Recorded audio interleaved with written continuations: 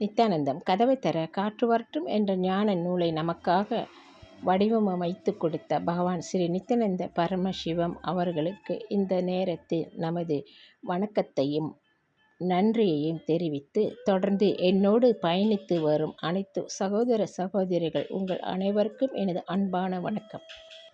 இன்று நாம் காண இருக்கும் தலைப்பு கடவுள். இந்த உலகத்தில் வெளிச்சம் என்று ஒன்று உண்மையிலேயே இருக்குமானால் அதை பிடித்து கொண்டு வந்து என்னிடம் காட்டுங்கள். அதை நான் சுற்றி பார்க்க வேண்டும், நுகர்ந்து பார்க்க வேண்டும், தொட்டு விளையாட வேண்டும். இதையெல்லாம் செய்ய முடிந்தால் வெளிச்சம் இருப்பதை ஏற்றுக்கொள்வேன் என்று வாதிட ஆரம்பித்தான் அந்த பார்வையற்றவன். வெளிச்சத்தை யாரால் தான் கட்டி எடுத்து கொண்டு வர முடியும்? எப்படி அதை சுற்றி பார்க்க முடியும், விளையாட முடியும்? இதையெல்லாம் யாருமே செய்யாததனால் அந்த பார்வையற்றவன் சொல்வது உண்மை என நிரூபணமாகிவிடும். பார்வையற்றவனும் தான் வெற்றி பெற்று விட்டோம், வாத திறமையில் தன்னை மிஞ்சுவதற்கு ஆளே இல்லை என்கிற இருமாப்போடு அலைந்து கொண்டிருந்தான். அந்த பார்வையற்றவனுக்கு எப்படி உண்மையை உணர வைப்பதென்று தெரியாமல் ஊர் மக்கள் குழம்பி போனார்கள். அவனை புத்தரிடம் அழைத்து சென்றார்கள். புத்தரை வந்து பார்த்தவுடன் வாதிட ஆரம்பித்து விட்டான். ஒளி என்று ஒன்றுமே இல்லவே இல்லை. அப்படி ஒன்று இருந்தால் நிரூபியுங்கள். தத்துவார்த்தமாக வாதிட ஆரம்பித்தான். புத்தர் எந்த பதிலும் பேசாமல் தன்னுடைய மருத்துவரை அழைத்து அவனுக்கு வைத்தியம் பார்க்க உத்தரவிட்டார். அந்த வைத்தியரும் அவனோடு எந்த தர்க்கமும் செய்யாமல் வைத்தியம் செய்ததன் பலன் பார்வை கிடைத்தது. பார்வை கிடைத்தவுடன் அவன் அடைந்த மகிழ்ச்சிக்கு அளவே இல்லை. ஒவ்வொரு வண்ணத்தையும் கண்டு ரசித்தான். நிறைய மலர்களையும் பழங்களையும் கொண்டு வந்து புத்தரின் காலடியில் வைத்து சாஷ்டாங்கமாக விழுந்து வணங்கினான். புத்த பகவானே, நான் கண்மண் தெரியாமல் குருட்டுத்தனமாக வாதம் செய்திருக்கிறேன். என்னோடு மற்றவர்களும் வாதமிட்டு என்னை நாசம் செய்து விட்டார்கள். நல்லவேளை நீங்கள் என்னோடு வாதிடவில்லை. நீங்களும் வாதம் புரிந்திருந்தால் நானும் வாதம் செய்து வீணாகியிருப்பேனே என்றான்.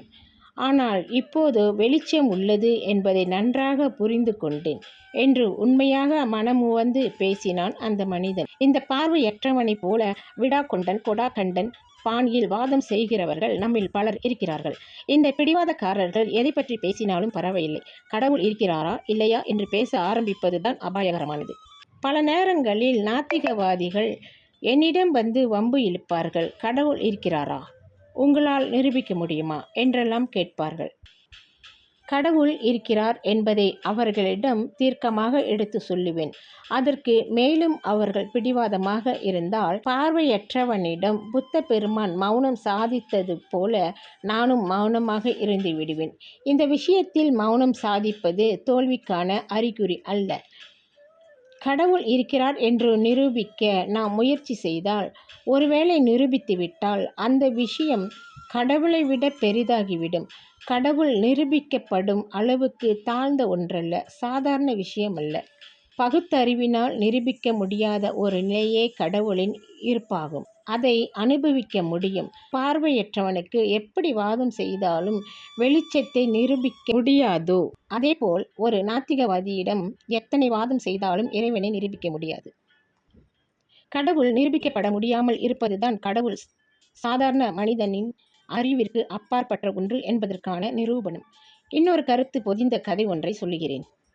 ஒரு குளிர்ந்த பனி பிரதேசத்தில் குளிரினாலும் பனியாலும் மரத்தடி போல உறைந்து கிடந்தது ஒரு பாம்பு. அந்த வழியாக வந்த ஒரு பார்வையற்றவன் கையில் சிக்கியது அது. அதை மெதுவாக தடவி பார்த்துவிட்டு, ஆஹா, ஊன்றி நடக்க நல்ல கோல் கிடைத்துவிட்டது என்று சந்தோஷப்பட்டான் அந்த பார்வையற்றவன். அந்த வழியாக வந்த ஒரு ஞானி அவன் செய்கையை பார்த்து, அப்பா, இது ஊன்றுகோல் இல்லை, பாம்பு. இன்னும் கொஞ்சம் நேரத்தில் வெயில் வந்துவிடும். வெயில் வந்தவுடன் பாம்புக்கு உணர்வு வந்து உனக்கு தீங்கு செய்துவிடும் என்றார்.